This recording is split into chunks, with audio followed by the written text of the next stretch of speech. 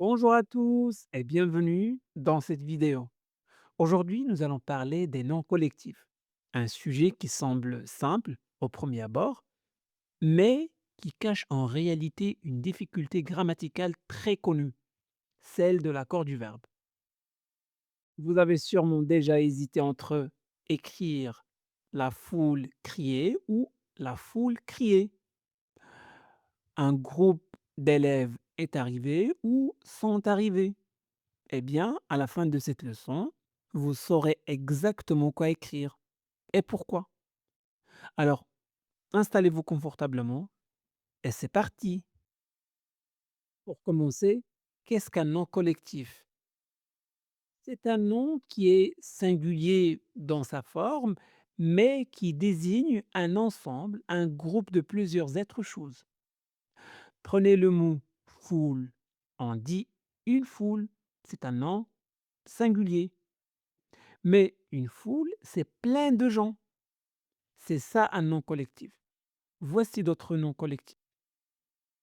Une série, une pile, une majorité, un bouquet, une troupe, une collection, une file, une meute, une bande, un amas, un troupeau ou un essaim. Voilà. Voilà la partie la plus importante de notre leçon. L'accord du verbe avec le nom collectif. Alors, soyez très attentifs. Pour bien choisir l'accord, on distingue deux situations. Un nom collectif utilisé seul, un nom collectif suivi d'un groupe prépositionnel, le plus souvent introduit par la préposition de. Commençons par l'accord des noms collectifs utilisés seuls, sans complément du nom. Sachez bien que dans ce cas, le verbe s'accorde avec le nom collectif lui-même, donc au singulier. Prenons un exemple. La foule se disperse après le concert. Ici, la foule est un nom collectif parce que ça désigne un groupe de personnes comme un tout. Voilà, le verbe se disperser donc est conjugué au singulier. D'accord? À la troisième personne du singulier. Justement parce que le nom collectif est employé seul, sans complément. En résumé, quand un nom collectif est employé seul, le verbe reste toujours au singulier. Un autre exemple, le troupeau avance dans le pré. Voilà. Le troupeau est un nom collectif parce qu'il désigne un ensemble d'animaux considérés comme une unité. Le verbe avance est au singulier. Pourquoi? Car le nom collectif est employé seul, sans complément. Voilà. Prenons un dernier exemple. Le comité se réunit chaque semaine. Voilà. Le comité est un nom collectif car il représente un groupe de personnes pris comme un tout. Voilà, le verbe se réunit reste au singulier puisque le nom collectif est employé seul. Faites attention à un cas particulier. La plupart. Cette expression désigne nécessairement plusieurs personnes ou plusieurs choses. On ne peut donc pas accorder le verbe au singulier. Prenons quelques exemples pour bien comprendre cette règle. La plupart des élèves ont compris la leçon. Ici, la plupart désigne un grand nombre d'élèves. Comme il s'agit de plusieurs personnes, le verbe se met au pluriel. Ou encore, la plupart des voyageurs sont arrivés à l'heure.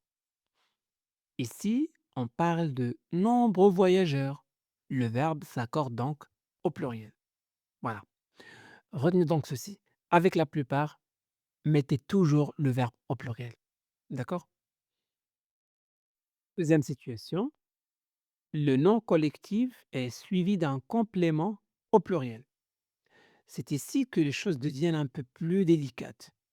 lorsqu'un nom collectif est suivi d'un complément du nom au pluriel.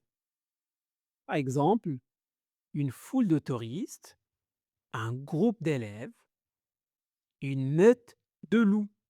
Voilà le nom collectif, une foule, et voici le complément.